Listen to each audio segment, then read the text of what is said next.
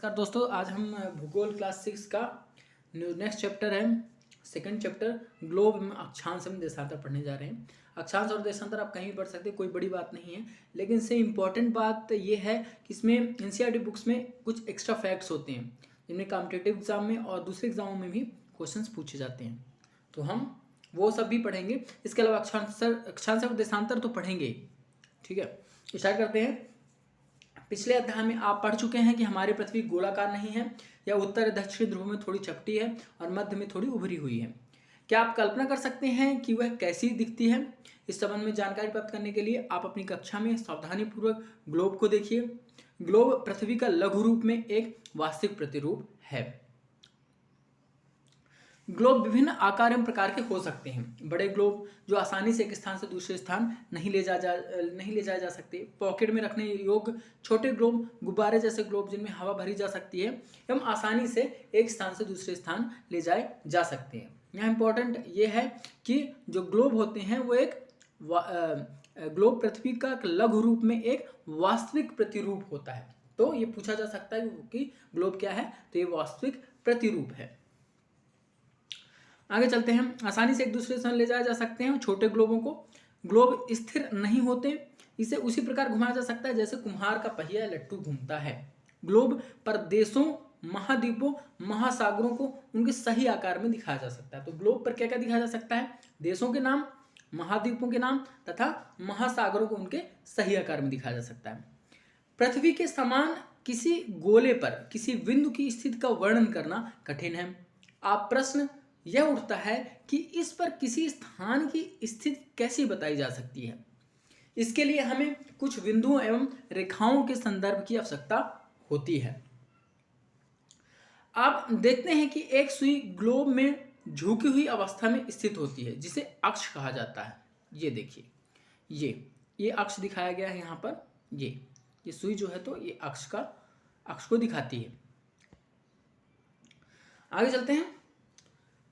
Globe पर दो बिंदु जिनसे होकर सुई गुजरती है उत्तर एवं दक्षिणी ध्रुव हैं। ग्लोब को इस सुई के चारों ओर पृथ्वी की भांति पश्चिम से पूर्व की ओर घुमाया जाता है। तो पृथ्वी कैसे घूमती है? पश्चिम से पूर्व की ओर, ये याद रखिएगा। ठीक है, पश्चिम से पूर्व की ओर पृथ्वी को घुमाया जा सकता है। याद रखें इन दोनों में एक अंतर है। पृथ्वी पर वास्तव में ऐसी कोई सुई नहीं होती। पृथ्वी पर वास्तव में ऐसी कोई सुई होती नहीं है, केवल ग्लोब को रखने के लिए एक सुई लगाई जाती है। यह अपने अक्षों पर चारों ओर घूमती है, जो एक काल्पनिक रेखा है। ठीक है, अब आगे चलते हैं। एक काल्पनिक रेखा भी ग्लोब को दो बराबर भागों में बांटती है। ये काल्पनिक रेखा भी ग्लोब को दो बराबर भागों में बांटती है।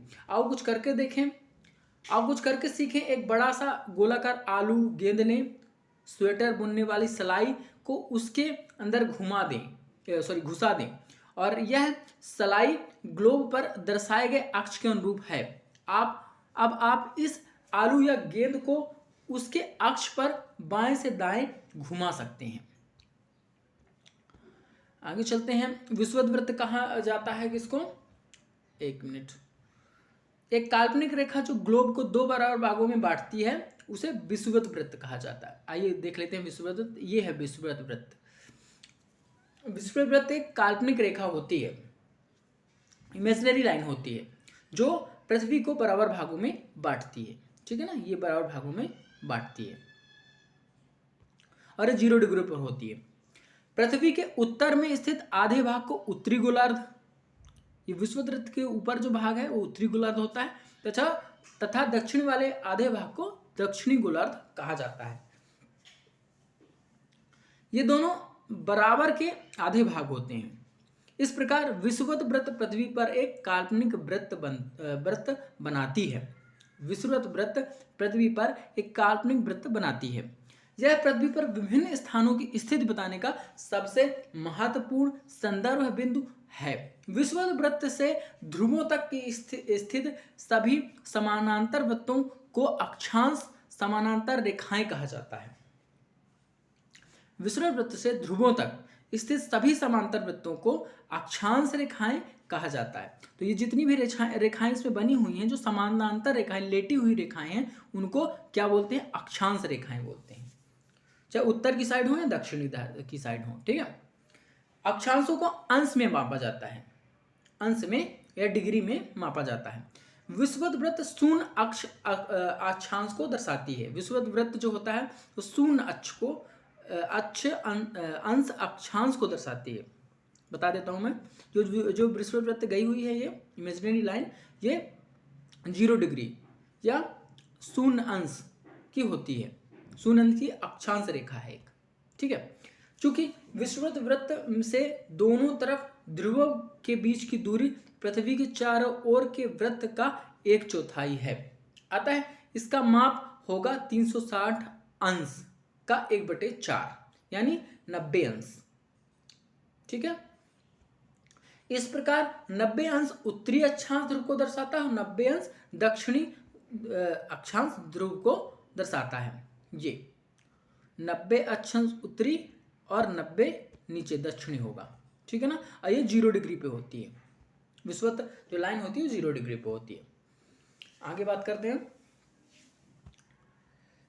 इस प्रकार विषुवत वृत्त के उत्तर की सभी समानांतर रेखाओं को उत्तरी अक्षांश कहा जाता है तथा विषुवत वृत्त के दक्षिण स्थित सभी समानांतर रेखाओं को दक्षिणी अक्षांश कहा जाता है। इसलिए प्रत्येक अक्षांश के मान के साथ उसकी दिशा यानी उत्तर या दक्षिण को भी लिखा जाता है। सामान्यतः इसे उ या दा अक्षांश से व्यक्त किया जाता है। उदाहरण के लिए महाराष्ट्र में चंद्रपुर एवं ब्राजील जो दक्षिणी अमेरिका में है में वेलो हॉरिजोंटे दोनों एक ही अक्षांश 20 अंश पर स्थित हैं, 20 डिग्री पर अक्षांश पर स्थित हैं। लेकिन चंद्रपुर विषुवत वृत्त के 20 अंश उत्तर में है तथा बेलो होरिजेंटो विषुवत वृत्त के 20 अंश दक्षिण में स्थित है। गोलार्ध उत्तरी और दक्षिणी गोलार्ध में है, दोनों 20 डिग्री में ही है। चंद्रपुर भी 20 डिग्री में, ब्राजील का माफी चाहूंगा बेलो हॉरिजेंटो ये भी आपके 20 डिग्री पर ही है, लेकिन ये दक्षिणी जो है तो गोलार्ध में है। चंद्रपुर 20 उत्तरी अक्षांश पर और बेलो हॉरिजेंटो 20 दक्षिणी अक्षांश पर स्थित है। ये क्वेश्चन पूछ सकता है। ठीक है, इसे आप हाईलाइट कर लें।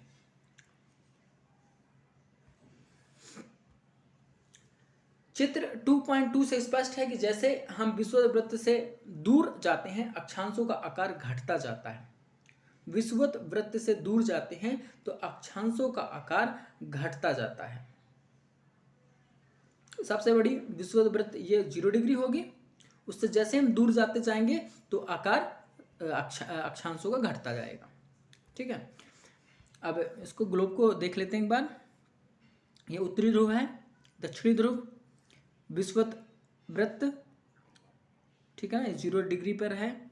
ऊपर 23.5 डिग्री उत्तरी और 23.5 डिग्री दक्षिणी में, उत्तरी में मकर रेखा है, 23.5 डिग्री उत्तरी में मकर रेखा और 23.5 डिग्री दक्षिणी में, माफी चाहूँगा, 23.5 डिग्री उत्तरी में कर्क रेखा है और 23.5 डिग्री दक्षिणी में मकर रेखा है। दक्षिणी शीतोष्ण कटिबंध ये एरिया कहलाता है। दक्षिणी ध्रुव, जहां आप ध्रुवों की तरफ जाएंगे तो ठंड ज़्यादा पड़ती है। ऊपर उत्तरी शीतोष्ण कटिबंध जो विषुवत वृत्त के 20 डिग्री 23 डिग्री 23.5 डिग्री उत्तरी और 23.5 डिग्री दक्षिणी के बीच का जो एरिया है वो उष्ण कटिबंधीय क्षेत्र कहा जाता है। ठीक है, चलिए आगे पढ़ लेते हैं हम। 66 डिग्री में दक्षिण शीत कटिबंध होता है। तो दक्षिण शीत कटिबंध, दक्षिण शीतोष्ण कटिबंध और उष्ण कटिबंध, ये यहाँ पर ग्लोब पे दर्शाया गया है। इसे याद रखिएगा क्योंकि आगे चल के इससे संबंधित क्वेश्चन पूछे भी जाते हैं और संबंधित इंफॉर्मेशन भी है, जानकारी भी है। आगे चलते हैं। महत्वपूर्ण अक्षांश और समानांतर रेखाएं। विषुवत वृत्त 0 उत्तर ध्रुव 90 उत्तर में और दक्षिण ध्रुव 90 डिग्री दक्षिण के अतिरिक्त 4 महत्वपूर्ण अक्षांश समानांतर रेखाएं और भी हैं, और ये हैं उत्तरी गोलार्ध में कर्क रेखा जो मैंने बता दिया है, दक्षिण में मकर रेखा 23.5 डिग्री दक्षिण में, विषुवत वृत्त में 6.5 उत्तर में उत्तर ध्रुव वृत्त, और विषुवत वृत्त के 66.5 दक्षिण में दक्षिण ध्रुव वृत्त। पृथ्वी के ताप कटिबंध, तो अब पृथ्वी के ताप कटिबंध हम पढ़ेंगे। कर्क रेखा मकर रेखा के बीच के सभी अक्षांशों पर सूर्य वर्ष में एक बार दोपहर में सिर के ठीक ऊपर होता है, इसलिए इस क्षेत्र में सबसे अधिक ऊष्मा प्राप्त होती है, उसे उष्ण कटिबंध कहा जाता है। कर्क रेखा और मकर रेखा के बीच कर्क रेखा और मकर रेखा के बाद किसी भी अक्षांश पर दोपहर का सूर्य कभी भी सिर के ऊपर नहीं होता। ध्रुव की तरफ सूर्य की किरणें तिरछी होती हैं, ध्रुव की तरफ सूर्य की किरणें तिरछी होती हैं। इस प्रकार उत्तरी गोलार्ध में कर्क रेखा एवं उत्तर ध्रुव वृत्त एवं दक्षिणी गोलार्ध में मकर रेखा एवं दक्षिणी ध्रुव वृत्त के बीच वाले क्षेत्र का तापमान मध्यम रहता है, इसलिए इन्हें शीतोष्ण कटिबंध कहा जाता है। उत्तरी गोलार्ध में उत्तर ध्रुव वृत्त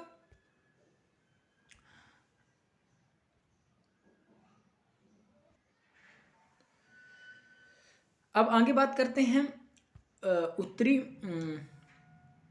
उत्तरी गोलार्ध में उत्तर ध्रुव वृत्त और उत्तरी ध्रुव तथा दक्षिणी गोलार्ध में दक्षिण ध्रुव वृत्त एवं दक्षिणी ध्रुव के बीच के क्षेत्र में ठंड बहुत होती है, क्योंकि यहाँ सूर्य क्षितिज से ज़्यादा ऊपर नहीं आ पाता, इसलिए शीत कटिबंध कहलाते हैं। मैं आपको बता देता हूँ क्या होता है उष्ण कटिबंध, जो पहले ही मैंने बता दिया है आपको, वही सेम चीज़ आपको यहाँ पर दोहराई गई है, लिखी हुई है, ठीक है ना। तो कौन सा उष्ण कटिबंध बीच वाला, उसके बाद दक्षिण शीतोष्ण कटिबंध और उत्तरी शीतोष्ण कटिबंध है, फिर उसका सबसे ऊपर दक्षिणी शीत कटिबंध और उत्तरी शीत कटिबंध है। आगे चलते हैं। देशांतर क्या होता है, अब देशांतर पढ़ लेते हैं। देशांतर क्या है? किसी स्थान की स्थिति को बताने के लिए उस स्थान के अक्षांश के अतिरिक्त कुछ और जानकारियों की आवश्यकता भी होती है। आप देख सकते हैं कि प्रशांत महासागर में स्थित टोंगा द्वीप एवं हिंद महासागर में स्थित मॉरिशस द्वीप एक ही अक्षांश 20 डिग्री दक्षिण पर स्थित हैं। तो याद रखिएगा, टोंगा द्वीप और हिंद महासागर में स्थित मॉरिशस दोनों 20 डिग्री दक्षिण में ही स्थित हैं। इनकी सही स्थिति जानने के लिए यह पता करना होगा कि उत्तर ध्रुव को दक्षिणी ध्रुव से जोड़ने वाली संदर्भ रेखा से पूर्व पश्चिम की ओर इन स्थानों की दूरी कितनी है। इस संदर्भ रेखाओं को देशांतर यामोत्तर कहते हैं। इनके बीच की दूरी को देशांतर के अंशों में मापा जाता है। प्रत्येक अंश को मिनटों में, मिनट को सेकंड में विभाजित किया जाता है। ये अर्धवृत्त तथा इनके बीच की दूरी ध्रुवों की तरफ बढ़ने पर घटती है, ध्रुवों पर शून्य हो जाती है, जहां सभी देशांतर यामोत्तर आपस में मिलती हैं। अक्षांश समानांतर रेखाओं से भिन्न सभी देशांतर यामोत्तरों की लंबाई समान होती है, इसलिए इन्हें सिर्फ मुख्य अक्षांशों में व्यक्त करना कठिन था। तब सभी देशों ने निश्चय किया कि ग्रीनविच, जहां ब्रिटिश राज की वेधशाला स्थित है, से गुजरने वाली यामोत्तर से पूर्व और पश्चिम की ओर गिनती शुरू की जाए। इस यामोत्तर को प्रमुख यामोत्तर कहते हैं। प्रमुख यामोत्तर क्या होता है? जो ब्रिटेन का ग्रीनविच है, जिसे 0 डिग्री लाइन बोलते हैं, उसे बोला जाता है प्रमुख यामोत्तर। अब इनकी सबकी लंबाई देशांतरों की सबकी बराबर होती है। देखिए मैं आपको बता देता हूँ, ये देशांतर, खड़ी जो लाइनें होती हैं वो देशांतर, आड़ी जो लाइनें होती है अक्षांश, ये देशांतर रेखाएं हैं, जिसमें से जो लाइनें होती हैं सभी बराबर होती हैं, तो सभी देशों ने ये डिसाइड किया कि कौन सी लाइन है, क्योंकि लाइन तो सभी बराबर है, कौन सी लाइन को हम चुने जिसमें से 0 डिग्री हो। ठीक है, तो इसको दर्शाने के लिए सभी देशों ने निश्चय किया कि हम ब्रिटेन जो है, अमेरिका में ग्रीनविच एक स्थान है, वहां से हम 0 डिग्री लाइन को लेंगे। चलिए आगे बढ़ते हैं।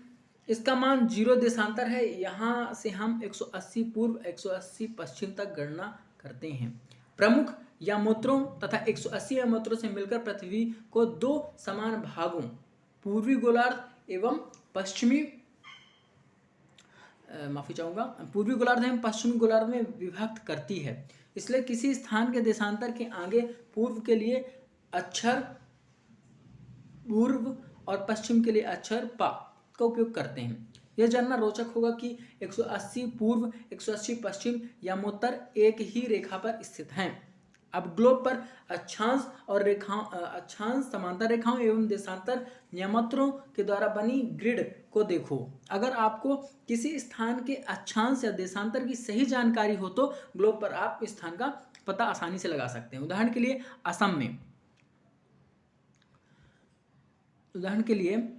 असम में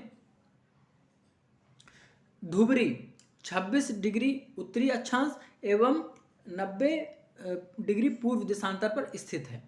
अब इस बिंदु को देखें जहां ये दोनों रेखाएं एक दूसरे को काटती हैं। यह बिंदु धुबरी की सही स्थिति होगी। तो ये एक मिनट माफी चाहूंगा। चलिए अब देशांतर और समय पढ़ लेते हैं। समय को मापने का सबसे अच्छा साधन पृथ्वी और चंद्रमा एवं ग्रहों की गति है। सूर्योदय एवं सूर्यास्त प्रतिदिन होता है, अतः स्वाभाविक ही है कि यह पूरे विश्व में समय निर्धारण का सबसे अच्छा साधन है। स्थानीय समय का अनुमान सूर्य के द्वारा बनने वाली परछाई से लगाया जा सकता है, जो दोपहर में सबसे छोटी और सूर्योदय और सूर्यास्त के समय सबसे लंबी होती है। ग्रीनविच पर स्थित प्रमुख यमोत्तर पर सूर्य जिस समय आकाश के सबसे ऊंचे बिंदु पर होता है, उस समय यमोत्तर पर स्थित सभी स्थानों पर दोपहर होगी। चूंकि पृथ्वी पश्चिम से पूर्व की ओर चक्कर लगाती है, अतः वे स्थान जो ग्रीनविच से के पूर्व में हैं, उनका समय ग्रीनविच समय से आगे होगा। जो पश्चिम में है उनका समय पीछे होगा। चित्र 2.8 में देखें, ये देखिए 2.8 में दिखाया गया है। आगे चलते हैं। समय के अंदर की दर की गणना निम्नलिखित विधि से की जा सकती है।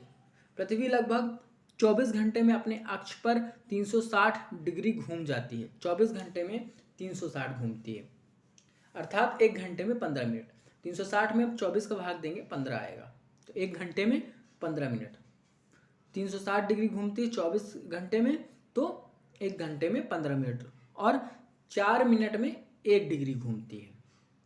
ये पूछा जाता है क्वेश्चन, इसलिए आप इस पे थोड़ा ध्यान दें। इस प्रकार जब ग्रीनविच में दोपहर के 12 बजते हैं, तब ग्रीनविच से 15 डिग्री पूर्व में समय होगा 15 गुणे 4 यानी 60 मिनट, अर्थात ग्रीनविच के समय से 1 घंटा आगे।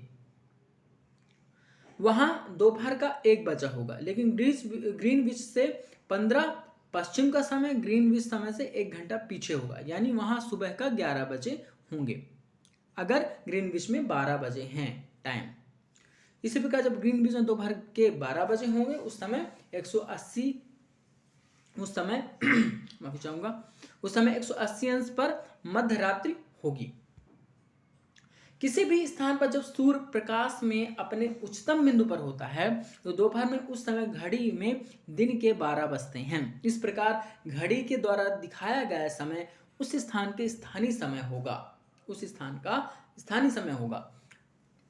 आप देख सकते हैं कि दिए गए देशांतरी यमोत्तरों पर सभी स्थानों का स्थानीय समय समान है। हम मानक समय क्यों मानते हैं? अलग अलग यमोत्तर पर स्थित स्थानों के स्थानीय समय में अंतर। तो हम इसको मानते क्यों, हम मानक समय मानते क्यों हैं, तो इसके बारे में पढ़ लेते हैं। तो इसलिए हम मानक समय मानते हैं क्योंकि अलग अलग यमोत्तर पर स्थित स्थानों के स्थानीय समय में अंतर होता है। उदाहरण के लिए बहुत से देशांतरों से होकर गुजरने वाली रेलगाड़ियों के लिए समय सारणी तैयार करना कठिन होगा। भारत में गुजरात के द्वारका और असम के डिब्रूगढ़ के स्थानीय समय लगभग 1 घंटा और 45 मिनट का अंतर होगा। इसलिए आवश्यक है कि देश के मध्य भाग से होकर गुजरने वाली किसी यमोत्तर के स्थानीय समय को देश का मानक समय माना जाए। इस यमोत्तर रेखा के स्थानीय समय को पूरे देश का मानक समय माना जाता है।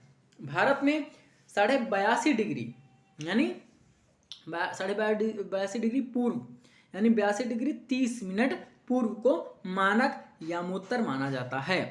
इस यामोत्तर के स्थानीय समय को पूरे देश का मानक समय माना जाता है। इसे भारतीय मानक समय के नाम से जाना जाता है। कबीर भोपाल के निकट एक छोटे से नगर में रहता है। वह अपने मित्र आलोक से कहता है कि वे लोग आज रात्रि में नहीं सो पाएंगे। भारत और इंग्लैंड के बीच एक क्रिकेट मैच लंदन में दोपहर 2 बजे अपराह्न यानी दोपहर से शुरू होगा, अर्थात भारत के समयानुसार मैच शाम के 7:30 बजे शुरू होगा। देर रात में समाप्त होगा। क्या आप जानते हैं कि भारत एवं इंग्लैंड के बीच समय में क्या अंतर है? भारत ग्रीनविच के पूर्व 82.5 डिग्री या 82 डिग्री 30 मिनट पूर्व में स्थित है तथा यहाँ का समय ग्रीनविच समय से 5 घंटा 30 मिनट आगे है। इसलिए जब लंदन में दोपहर के 2 बजे होंगे तब भारत में शाम के 7:30 बजे होंगे। कुछ देशों का देशांतरी विस्तार अधिक होता है, जिसके कारण वहाँ एक से अधिक मानक समय अपनाए गए हैं। जैसे उदाहरण के लिए रूस में 11 मानक समूह को अपनाया गया है। पृथ्वी को एक घंटे वाले 24 समय क्षेत्रों में बांटा गया है। इस प्रकार प्रत्येक समय क्षेत्र में 15 देशांतर तक के क्षेत्र को घेरता है। तो ये हो गया देशांतर और मानक समय की बात। मानक समय ये दिखाई गई 82.5 डिग्री पूर्व में, जो इलाहाबाद के नैनी से गुजरती है ये लाइन। ठीक है, तो ये चैप्टर समाप्त होता है और नेक्स्ट चैप्टर में जल्दी लेके आऊँगा। नमस्कार।